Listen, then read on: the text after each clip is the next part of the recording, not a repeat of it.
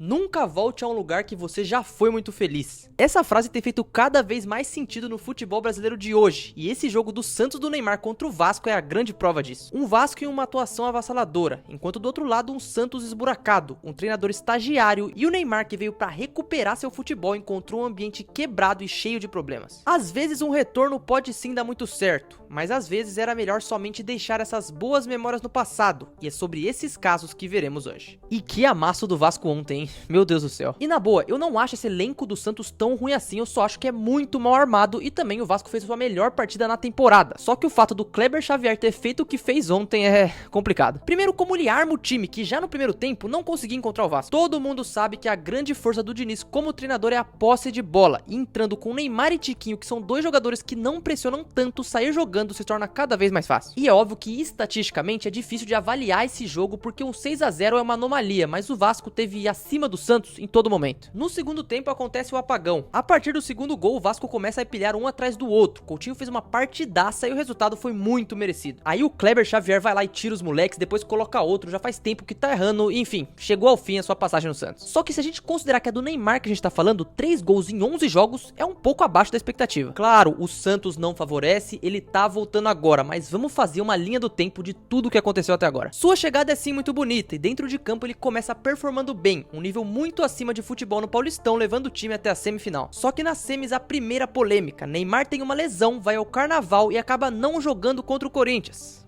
Pegou mal. O que era só um desconforto acaba tirando ele dos gramados por mais de um mês, e quando ele volta contra o Atlético Mineiro, mais uma lesão muscular. Só que tá, tudo isso meio que já foi superado, pena que... Vocês estão ligados. Na volta, queda na Copa do Brasil, o time cada vez mais afundado no Brasileiro. Em alguns jogos, como contra o Flamengo, o Neymar faz sim boas partidas, mas ainda não é o suficiente. Ele ainda não tá 100%. Aí teve a polêmica da discussão com o torcedor, empatou com o pior time do campeonato, quase perdendo, e agora foi humilhado pelo Vasco. E a diretoria do Santos tem total culpa no cartório, não era pro Kleber Xavier estar no comando do time até agora, sendo que ele já vinha mal há muito tempo, mas eu sei que o Neymar já mostrou que ainda pode jogar. Então calma. Só que um ponto que eu quero trazer nesse vídeo é que mentalmente ele tá sofrendo no Santos. Um lugar que antes era responsável por sua alegria, um local onde todos o amavam, agora está sendo um local de sofrimento e que precisará de muita força para sair dessa situação. E o que a gente ainda vai ver nesse vídeo é que em muitos desses casos a culpa não é só dos jogadores e por muitas vezes é o clube mesmo. E eu sei, tem muitos casos, daria para fazer parte 2, parte 3, parte 4, parte 5 desse vídeo, mas aqui eu só trouxe 6 nomes. E se pra você tem algum nome que eu tinha que falar aqui, por favor, deixa aqui nos comentários que eu vou responder todos. Então agora vamos começar minha lista, nada mais, nada menos que Cristiano Ronaldo. E falar da primeira passagem dele no Manchester United é uma loucura. O cara não é muito relacionado, mas recentemente eu vi um dado sobre ele sempre ser o artilheiro do time onde joga desde 2007 até hoje. Ou seja, falar que esse cara foi mal alguma vez na carreira é maluquice. Em Manchester, na sua primeira passagem, ele se tornou uma lenda antes dos 25 anos. Foram 6 temporadas, 9 títulos, incluindo 3 Premier Leagues, uma bola de ouro e sua primeira Champions League. Mas com o decorrer dos anos, cada vez mais fazendo mais gols e sendo mais importante. E em 2008 ele foi o melhor de tudo, artilheiro de tudo que dava, campeão da Champions, bola de ouro, gigantesco. E pra traçar um paralelo do tempo até a volta dele pro Manchester United, a gente tem que focar muito mais no United, até porque o Cristiano só foi o Cristiano. Nem precisa falar do seu período em Madrid, onde ele bateu todos os recordes e até na Juventus ele fez mais de 100 gols. Só que do outro lado, o United viveu anos de crise, principalmente depois da saída de Ferguson, a equipe se tornou um cemitério de jogadores. Muitos tentaram usar a camisa 7 depois de Cristiano, mas não rolou. E quando ele ficou disponível em 2021, o cara certo pra quebrar a própria maldição era o Cristiano. E ele volta e de início é genial. Pô, eu tenho que falar, a segunda passagem dele no United foi muito legal, cara. Fez uma boa Premier League no primeiro ano, depois carregou o time de todas as formas na Champions, até que chega um novo treinador, o Ten Hag. E eu não sei se ele odiava o Cristiano, mas o fato é que ele virou reserva. Sim, constantemente Cristiano começou a ficar no banco e cada vez mais foi sucateado no elenco, tanto que teve casos onde ele decidiu ir embora antes do fim dos jogos na pré-temporada. O clima no Old Trafford também não parecia amigável, já que antes de sair ele fez uma entrevista pondo tudo o que pensava da equipe e que ali a sua história estava encerrada. Isso é louco, depois ficou provado que o Cristiano ainda tinha muito o que fazer no futebol e tem até hoje, tanto que vai jogar mais uma Copa no ano que vem. E pra continuar eu vou ainda falar de Cristiano um pouco e eu vou pedir pra você lembrar de uma coisa, a chegada dele no Real Madrid. Porque sim, ele chega como uma estrela, mas ele não chega sozinho, e o outro cara que tava lá com ele era o Kaká. Caraca, que gancho que eu fiz, hein? O Real Madrid não vai estar nesse vídeo porque ninguém vai voltar pro Real Madrid, eles não têm essa política, mas aqui a gente tem que falar do Kaká em outro clube, no Milan. E ele teve problemas em Madrid?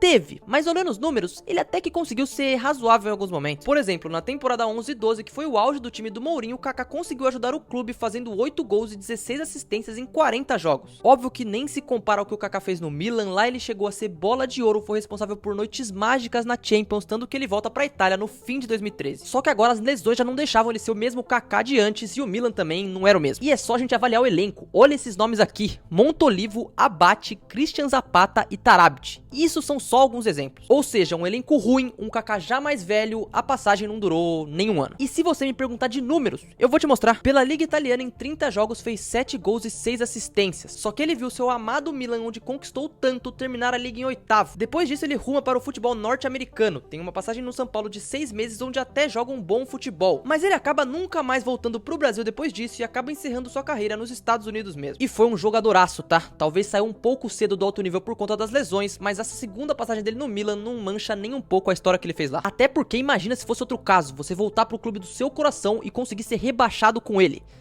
Eu vou chegar lá, porque os 3 últimos dessa lista são casos assim, mas antes disso eu vou parar aqui pra pedir pra você deixar o seu like e se inscrever aqui no canal. Aqui eu trago conteúdo de futebol toda semana, entre análises, coisas mais relacionadas à gestão e também vídeos como esse, então por favor, me dá uma chance. E pra gente falar desses casos de rebaixamento, vamos começar pelo mais recente deles, o Douglas Costa voltando pro Grêmio. A primeira passagem dele em si nem tem muito o que se comentar, porque foi muito curta, faz um gol logo na estreia, mas ele vai embora pro Shakhtar ainda muito jovem. Então ele não chegou a criar uma história no Grêmio, mas sem dúvidas existia um carinho. Até porque foi o time que projetou ele pro mundo, então tinha uma boa relação. E quando ele volta em 2021, parecia ser a melhor contratação possível. Um time do Grêmio que parecia assim forte, o Douglas Costa que não tava tão velho assim e pô, no auge, ele jogava demais. Só que aí teve um casamento aqui, um outro casamento ali, um outro casamento ali, e jogar que é bom mesmo, ele não jogou nunca. Seus vários compromissos extra-campo começaram a irritar os torcedores, até porque a expectativa era muito alta, e o Super Grêmio que sonhou com títulos brigou por rebaixamento. E na última rodada pra enterrar de vez seu próprio caixão, Douglas Costa faz um gol e debocha da torcida. O Grêmio cai e todo o carinho que ele poderia ter foi transformado em ódio. E ali, pra ser sincero, meio que acabou a carreira dele. Ele vai pra MLS, depois volta pro Flu e faz uma outra péssima passagem no Brasil e agora ele tá na Austrália. E os números dele na Oceania são de 25 jogos, 6 gols e 8 assistências. Um cara que poderia estar no Brasil e com o nível que demonstrou na Copa de 2018, por exemplo, poderia ser lembrado pelo bom jogador que foi, mas acabou se tornando um cara que vão se lembrar negativamente. Por outro lado, um cara que não dá pra se lembrar negativamente é o Vampeta. E você pode até achar que o Vampeta é mais da resenha, um cara mais da zoeira, mas ele jogava muita bola. Pro torcedor do Corinthians, fez parte do melhor meio-campo da história do clube. Era aquele jogador que tinha uma qualidade de virada de jogo absurda. E como um volante era tão bom que foi importantíssimo pro Penta. Não pra Copa em si, porque ele era banco, mas nas eliminatórias ele participou de todas as fases. Ou seja, ele tem que ser sim lembrado por isso. Mas como eu disse, o local que ele mais jogou bola mesmo e mais foi feliz provavelmente foi no Corinthians. Naquele time de 99 e 2000 ele era genial. Mas o que pouca gente lembra é que ele tava no elenco do Corinthians que caiu pra Série B em 2007, mesmo que ali ele já não parecia ser muito útil. A volta dele em si já não faz muito sentido, ele tinha passado pelo Kuwait, pelo Brasiliense e pelo Goiás, mas acharam de bom tom que ele voltasse ao Corinthians pro Brasileirão de 2007. Corinthians esse que gosta muito de repatriar jogadores que já fizeram história no clube, mas na maioria das vezes eles não voltam a ser o que eram. O resultado final foi que Vampeta jogou apenas 20 jogos, foi rebaixado com o Corinthians e o mesmo disse recentemente que até apanhou no ônibus depois da queda.